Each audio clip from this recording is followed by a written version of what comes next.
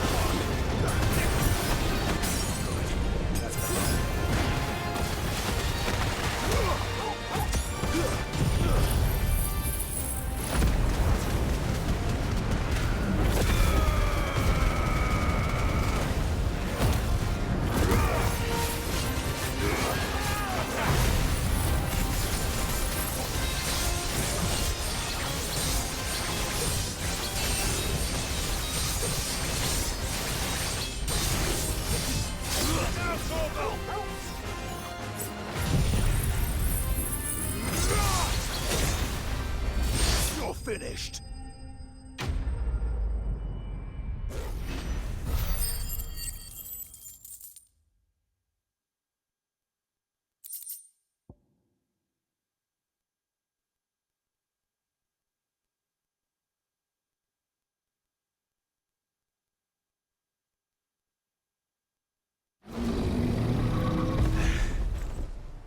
No match for you, eh, Torgal?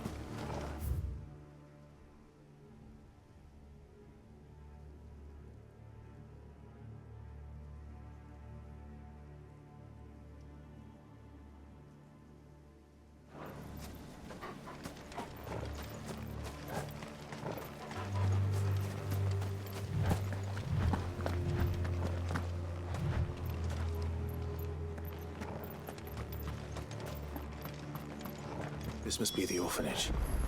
Hopefully the registry is still here.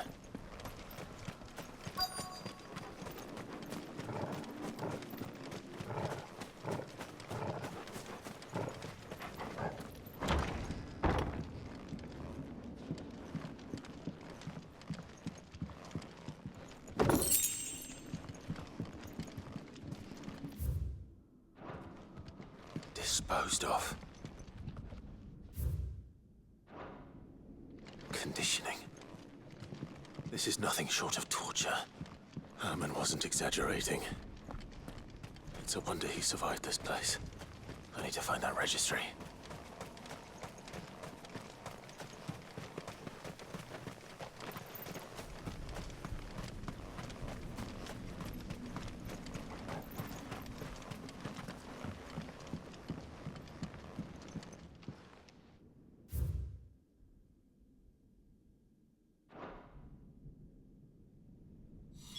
This reads like a suicide note. Did the director go through with his plan? There's only one way to find out.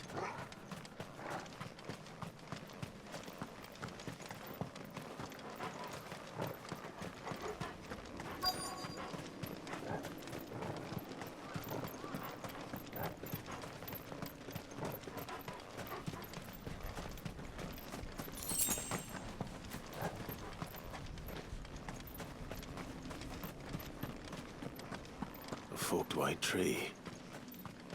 This must be the place.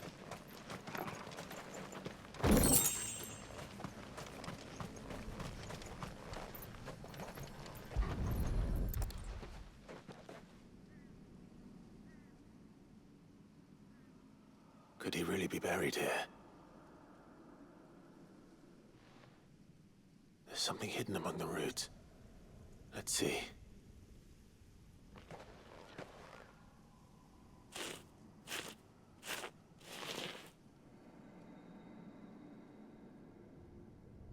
This must be the registry.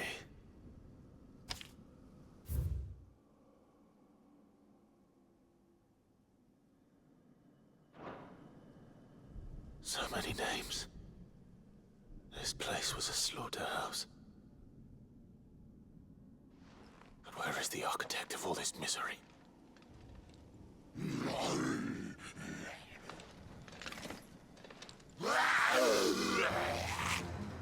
It was only a matter of time, I suppose. This place is cursed.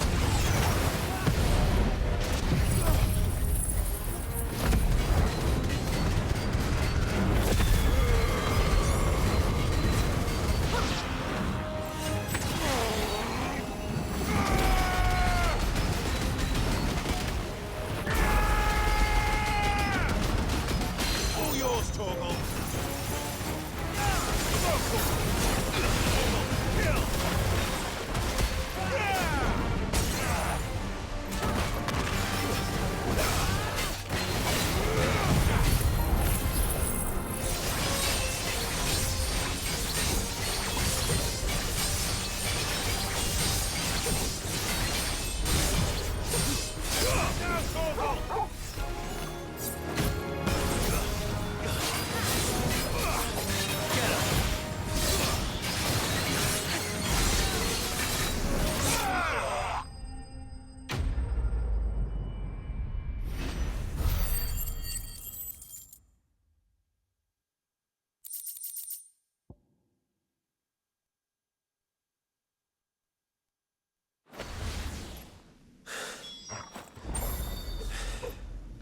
I'm done here. Let's get the registry back to Herman.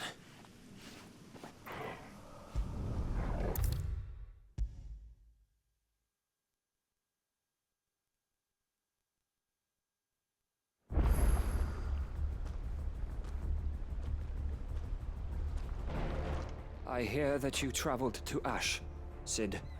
Did you by any chance recover the names of my fallen friends? I did. Yes.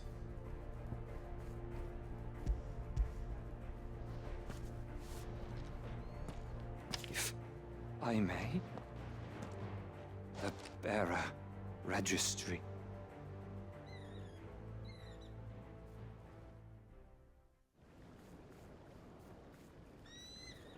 The director was a brutal man.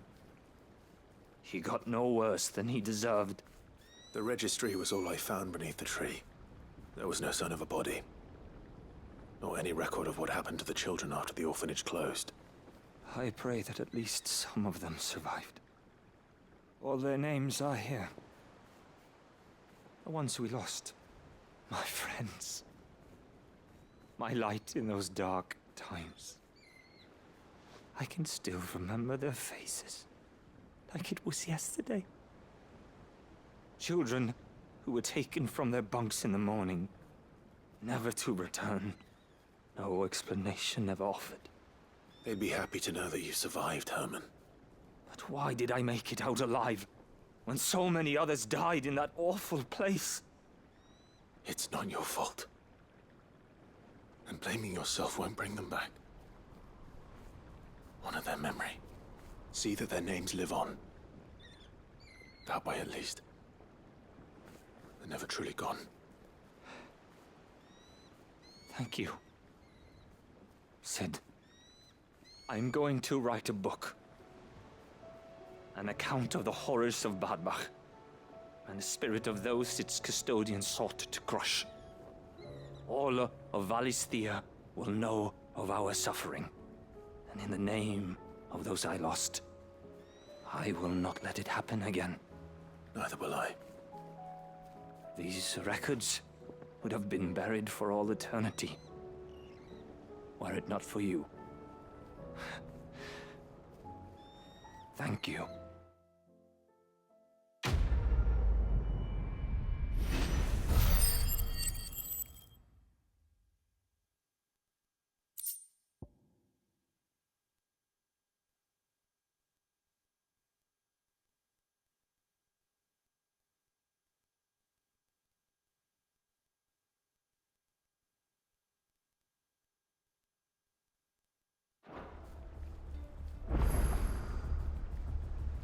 The realm will hear of Bad Bach.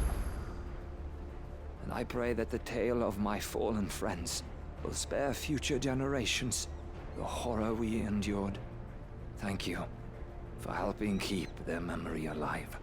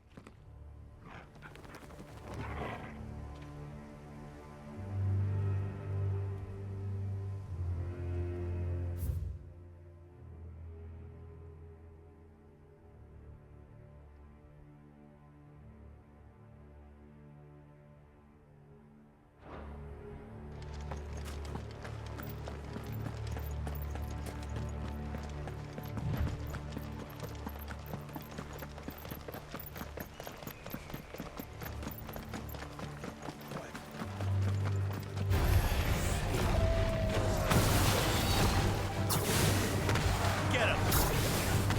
Over here!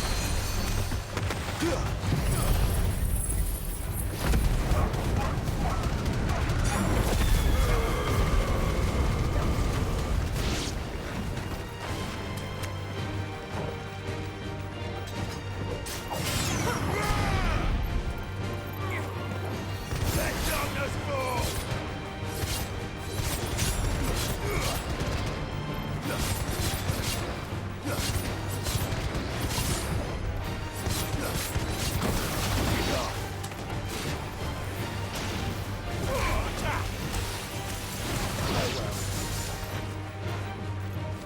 Go, go, go!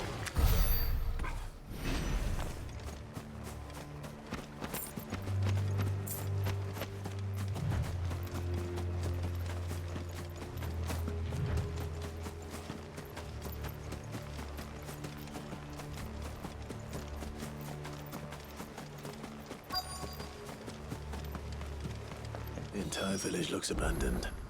Now, which house would a bookworm live in?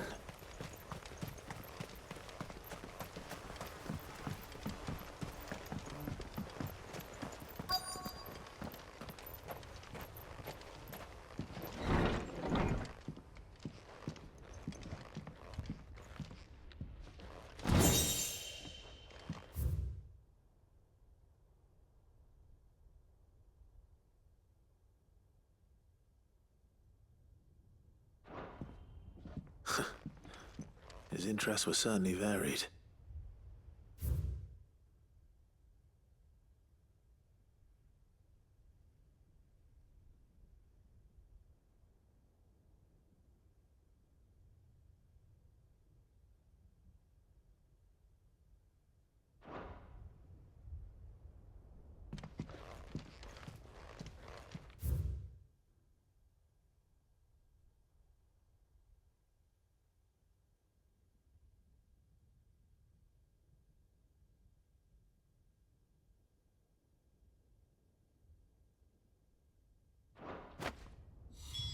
This is it.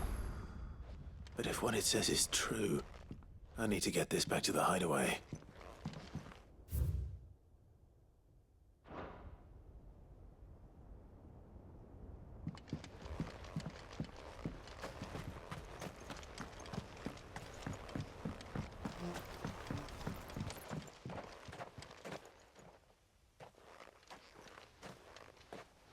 Leaving so soon, stranger? We've been watching you. From a distance, so to speak. Subtle. I know who you are. Then we need not waste time on introductions. Hand me the book. Leave it in our care and return to your life. Your care? Do you mean to burn it or bury it? That is not my decision to make. But by one means or another, its contents shall be removed from the common record. Then I'll have to politely refuse. I won't let you erase our history. Then we find ourselves at an impasse. Very well. The book can just as easily be pried from your dead hand.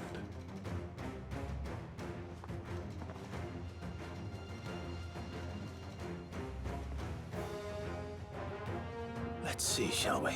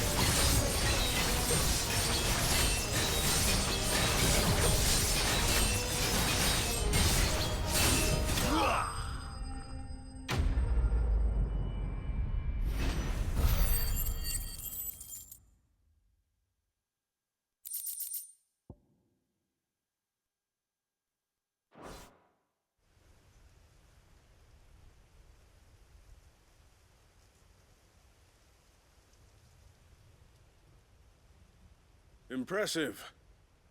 But we have other means. We shall claim the book yet. Why do you want it so badly anyway? It lays out in no uncertain terms the vanity and avarice of mankind. It tells the shameful history of the persecution and oppression of a gifted few by a giftless many. Would you say that this interpretation was correct? I don't know. You don't know. Your sword may be sharp, but your wits are dull. So let me answer for you. There is no correct interpretation of history. That a series of events took place may be proved beyond a doubt. But there can be no single, immutable explanation as to why they came to pass. It is a question of numbers and of belief. If enough people believe that a set of events occurred for a reason, that belief becomes the truth. So you're trying to control the truth? We are trying to protect people from themselves, from knowledge that would bring them naught but pain. That is all. You may keep the book. For now. The world is small. We shall meet again. Until then. Wait. Damn it. Let's get this back to Vivian. Perhaps she can explain what that was all about.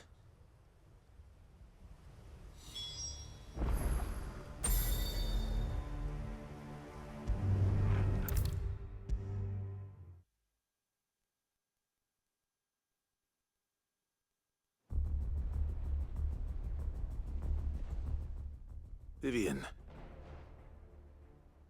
I found it. The book you lost.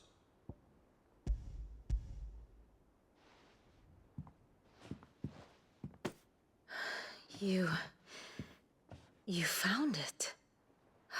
Thank you, Clive. Even though I asked this of you, I was not entirely sure it would be possible. I feared the executors had seized every copy. I met with one of these executors, and I convinced him to let me keep it. He told me something. That the truth is just a matter of collective belief. And that if enough people believe a lie, that lie becomes the truth. It does. But it also means that the truth is not immutable. That it can be changed. Provided that those who wish to change it can convince enough people that their perspective is the correct one. As the sad history of the bearers proves. You said that the book inspired you to become a scholar. It did. Or its author, rather. She was a heretic, you see. A firebrand and a dissenter. A gallows stood ready for her in every corner of the realm. And by shunning society, or perhaps being shunned by it, she stumbled upon a truth so potent that an entire realm trembled at the prospect of its utterance. I, too, have always felt somehow set apart from the world of men. A stranger to my own species. She taught me that my solitude was not a curse, but a gift. And that, though my journey to the truth might be a lonely one, what I found at my destination would be more than worth the cost. Do you still feel that way? That you're not one of us? Honestly, I'm not entirely sure anymore. Since coming to the hideaway, I find my thinking somewhat clouded. Perhaps the result of studying mankind from a rather closer perspective than I had intended. But the more I study, the more I find value in this perspective. In looking not from the outside, but from within. So if you'll permit me, I'd like to continue my work here.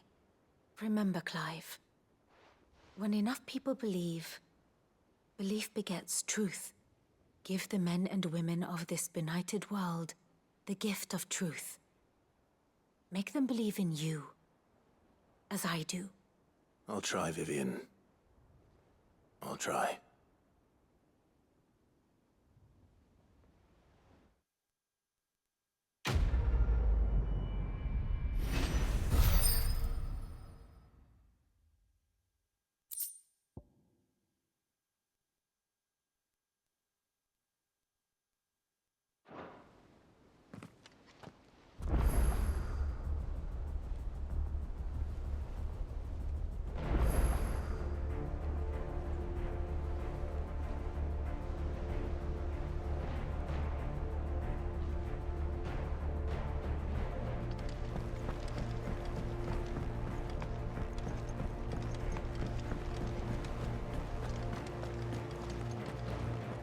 You be careful up there.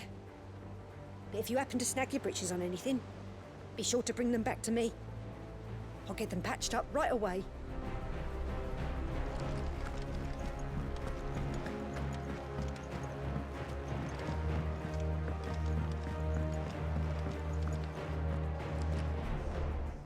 Enthroned in sable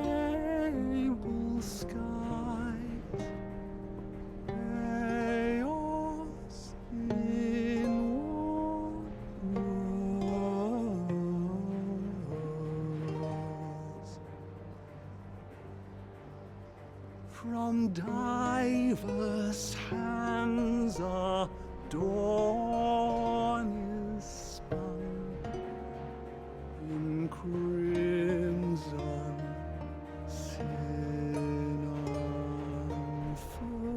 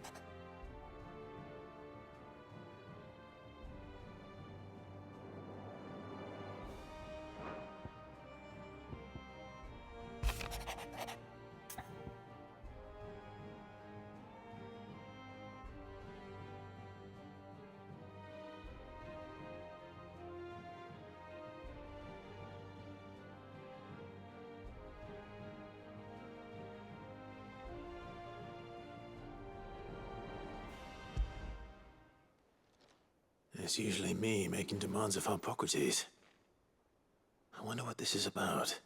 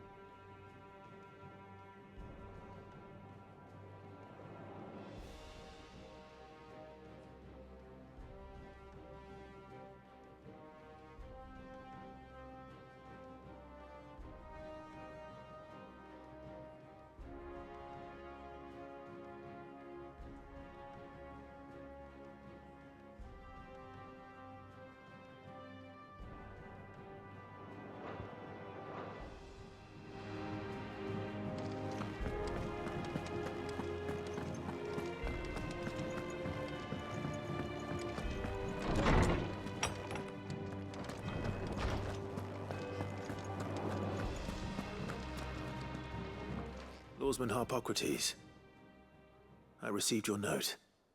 Ah, yes. I expect you're wondering what this is all about.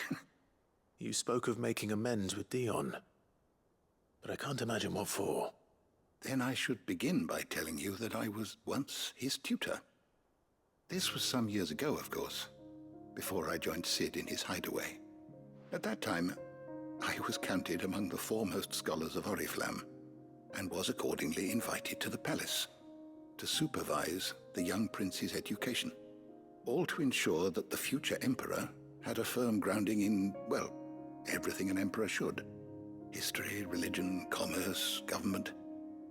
Alas, our time together was cut short when Dion left to join the Dragoons, his studies no longer being deemed necessary. I had not expected to meet with him again, least of all here. Have you spoken with him? No, I have yet to find the right moment. His Highness always seems so preoccupied, especially when alone. I would not wish to disturb his ruminations with idle words of greeting. Not when I know he dwells upon the evil Ultima had him commit in the Dominion. The guilt weighs heavily on him, I know. But as you say, that was Ultima's doing. Surely you can't blame yourself. When I first met him, it was not guilt, but his people's expectations that weighed heavily upon him. And I did nothing to ease that burden. He bore it alone, until the day he could not bear it any longer. It is one of my greatest regrets that I only ever offered him my wisdom, when what he truly needed was friendship. The blame for Dion's transgressions lies not only on his shoulders, but on mine. I see. I'm ready to help you in any way that I can. Then I beg that you bring me a wild wyvern tail. Apothecaries across the ages agree that even to glimpse such a flower is to be granted inner solace. Fabulists and fraudsters all, of course.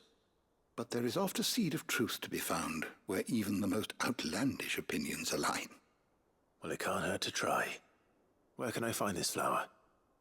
And how will I know it? You have seen cultivated wyvern tails before, I trust.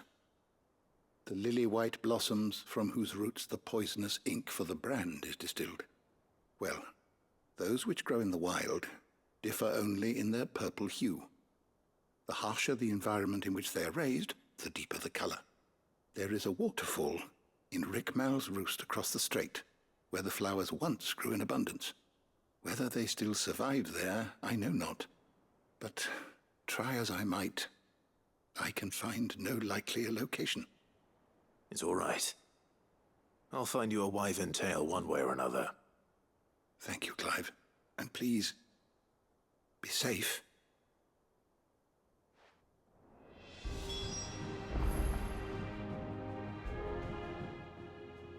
I was wondering when next you'd visit.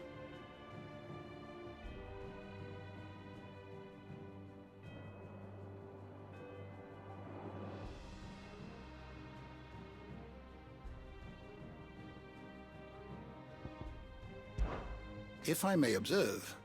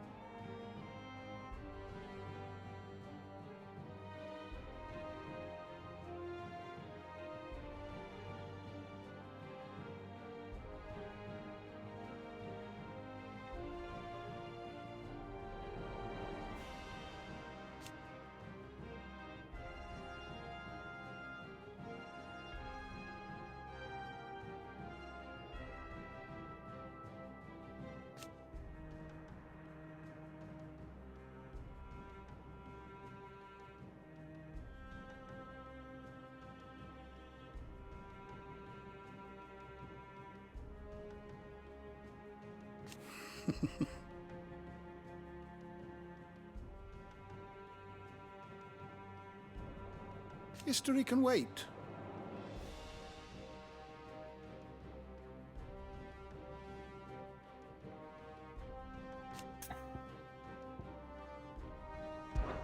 Despite scouring the shelves, I have found only one reliable reference to a place where wild wyvern tails are known to have grown. But it is in Waloed, by a waterfall near Rickmal's roost, as I told you. I dare not ask that you undertake such a long and perilous journey on my account, of course, but were you to find yourself in the area? You wish to study the tomes? The door to the shelves shall ever be open.